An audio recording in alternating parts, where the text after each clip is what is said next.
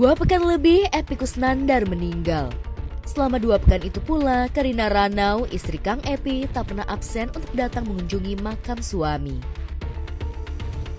Ini seolah jadi rutinitas baru, bahkan rumah ternyaman Karina setelah ditinggal suami.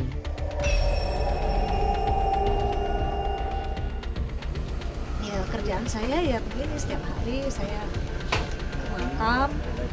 Karena saya untuk saat ini ya, kedepannya saya tidak tahu. Untuk saat ini sampai detik ini, tempat yang paling nyaman buat saya ya, saya kesini ke tempat ini, ke makam.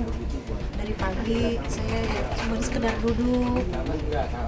Kalau saya udah di sini tuh nggak kepikiran apa yang terjadi sekarang, Mas. Jadi kayak, oh dia lagi ada di sana tuh, lagi ngerjain sesuatu kayak seperti biasa.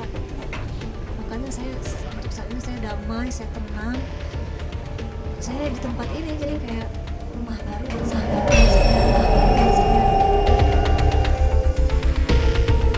Saking seringnya berkunjung, netizen bahkan menyebutnya Karina belum ikhlas, bahkan gila. Pengakuan Karina sendiri pada tim obrolan seputar selebriti, sejati ia masih sering bingung dan tak pernah terbayang jika kepergian Kang Epy bukanlah sekedar mimpi. Ikhlas, sabar, harus bisa menerima kenyataan. Harus ikhlas, harus ini. Iya, saya mau ikhlas, Mas. Tapi karena tidak merasakan di posisi saya sekarang, jadi tidak tahu rasanya. Ya mungkin saya akan ikhlas, tapi ya perlu waktu. Masih berat, masih belum percaya. Sampai hari ini tuh masih kayaknya saya mimpi deh. Ini kayak dia tuh lagi pergi syuting.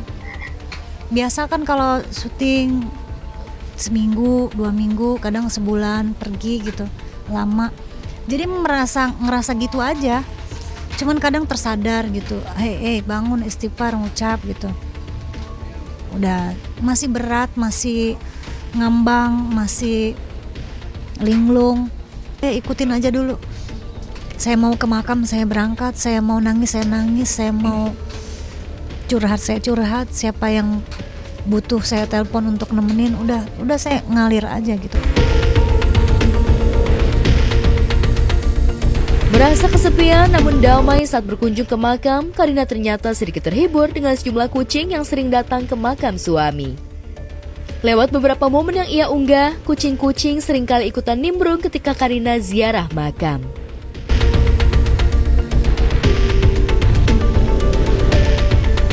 Pernah lihat kucing, nggak tahu munculnya dari mana. Saya kesana, tiba-tiba kiu, bun, itu kucingnya pada datang. Saya kaget kan. Saya liatin itu, ini kenapa ya tiba-tiba kok berdatangan ke sini gitu. Terus dianya nempel, ada yang nggak keambil di video itu, dianya nempel-nempel ke saya gitu. Cuman tidak hanya merasa kesepian akibat kehilangan, Karina juga sempat putus asa melanjutkan hidupnya. Ia bahkan nyaris menyerah untuk melanjutkan bisnis kuliner yang ditinggalkan suami. Saya tuh ini kalau ngikutin ego ya, Mas, udah deh tutup aja gitu. Warung udah nggak usah diterusin, saya udah nggak mampu berdiri, rasanya udah rapuh gitu. Terserah anak-anak, pulangin aja semua. Itu saya sampai nulis di grup gitu. Saya bilang itu saya depresi waktu mau premier. Kalau saya ngikutin ego saya nutup warung, posternya saya copot semuanya gitu. Sedih, apakah dia sedih gitu di sana ngelihat gitu? Iya gitu. Akhirnya ya udah, saya mau meneruskan kebanggaannya dia. Saya pengen menghidupkan itu warung itu. Artinya dia kepengen dia pergi, warung dia mati, warung itu jangan sampai mati. Ku rindu senyummu, Ibu.